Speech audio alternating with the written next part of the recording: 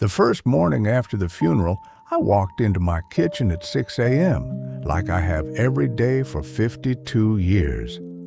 And I stood there, just stood there, because for the first time in 52 years, I didn't know what to make for breakfast. Not because I couldn't cook. I just never once had to decide what I wanted. For 52 years, there were two of us at that table. That morning, there was one. My name is Walter. I'm 78 years old. I'm not a chef. I'm not even what you'd call a good cook. For most of my life, that wasn't my job. It was my wife Margaret's. She cooked, I did the dishes, and told her it was delicious every single time for 52 years. Margaret passed away last spring. This isn't a video about recipes, not really. It's about what happened after, the mornings, the meals, the learning. I wrote about a lot of it in this notebook because writing has always helped me make sense of things I don't understand.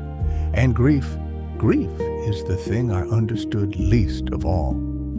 Margaret did the cooking from the very first year we were married. I used to tease her that I married her for her pot roast. She used to tease me that I couldn't tell a spatula from a whisk. She wasn't wrong. For 52 years, I never once had to think about what was for dinner. I'd come in from the yard, and it would just be there, waiting. Her at the stove, asking about my day before I even had my shoes off. The week after the funeral, my daughter stayed with me. She cooked, she cleaned, she made sure I ate. But when she left, when the house went quiet again, I opened the refrigerator one evening and just stood there staring at it. Half a stick of butter, some eggs, a jar of jam Margaret had made 2 summers before that I couldn't bring myself to open or throw away. I closed the refrigerator and I didn't eat that night. That happened more than once, that first month. Not because I wasn't hungry, because cooking, even a can of soup, felt like admitting she wasn't coming back to do it for me. I wrote in my notebook that week, I don't know how to be in this kitchen without her.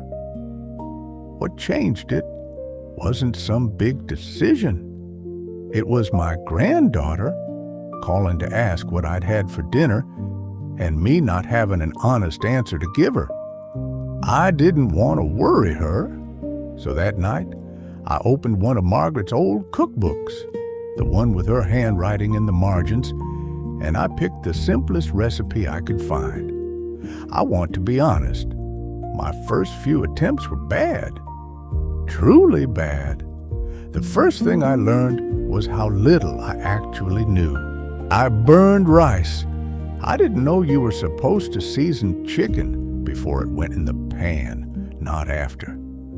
I once made a pot of what was supposed to be soup, and it came out thinner than tea. I called my daughter laughing and a little embarrassed, and she laughed too, the first time either of us had laughed like that since Margaret passed. The second thing was Margaret's handwriting. Her cookbook had notes in the margins, little things like less salt than this says, or Walter likes it crispy. Reading those notes, I realized she'd been thinking of me in every single meal she ever made for 52 years. That cookbook became less like a recipe book and more like a conversation I could still have with her. The third thing was learning to cook for one, not two. That sounds simple, but it wasn't. Every recipe made too much. I threw away food for weeks before I figured out how to have a recipe, how to freeze portions, how to actually shop for one person instead of grabbing everything out of habit. The fourth thing was giving myself permission to eat, simply. I stopped trying to recreate Margaret's big Sunday dinners every night. Some nights, it's just eggs and toast. And that's all right. She would have told me That's all right too. And the last thing was inviting people back to my table. I started asking my neighbor over on Thursdays. My daughter comes by most Sundays now, and we cook together, badly sometimes, and it doesn't matter. The table isn't as quiet as it was that first morning. I won't tell you it got easy fast or that I felt fine after a few good meals.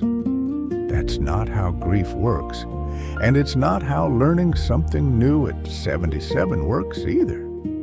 There were nights I still didn't cook, nights I sat with cereal for dinner because trying felt like too much. I wrote about that too. The notebook has my failures in it right alongside everything else. Around the second month, I remember writing, "Made her pot roast tonight. Got the seasoning wrong. Ate it anyway. Cried a little.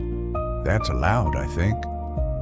My daughter, around that same time, said something I still think about. I'd apologized to her for how bad a dinner turned out, and she said, "Dad, you're not trying to cook like Mom. You're trying to learn to take care of yourself. Those are different things."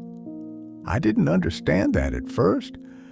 I thought learning to cook was about honoring her, about getting it right the way she used to. But it wasn't that. It was about learning I could still take care of myself, even without her here to do it for me. By the fourth month, I could make 3 or 4 meals without looking at a recipe. By the 6th month, my granddaughter asked me to teach her Margaret's biscuit recipe. I had to look it up in the cookbook margins to get it right, but I could do it. So here I am, a year and some months since Margaret passed.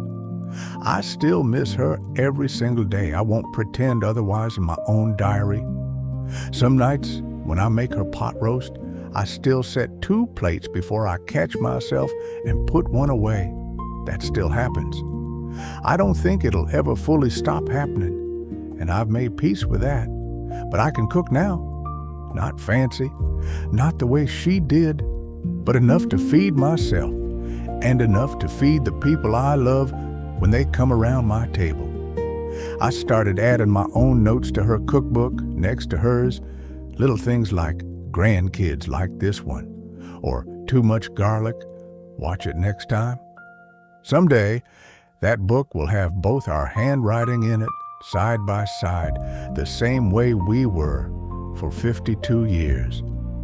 I don't know if learning to cook healed anything exactly. Grief doesn't work like that. There's no finish line where it's over. But it gave me something to do with my hands and my mornings that wasn't just missing her. And some days, that was enough to get me through.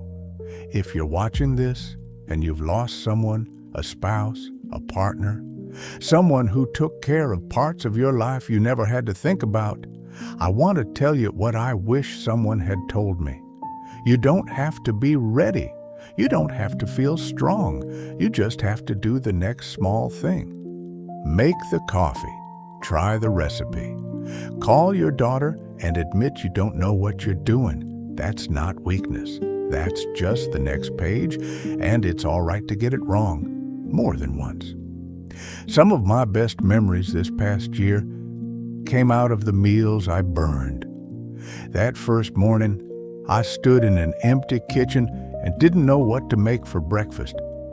This morning, I made eggs the way she used to make them for me, and for just a moment, standing at that same stove, it didn't feel so empty anymore. This has been my diary. Thank you for reading a few pages of it with me. If this diary meant something to you, I'd love for you to stay and read the next page with me.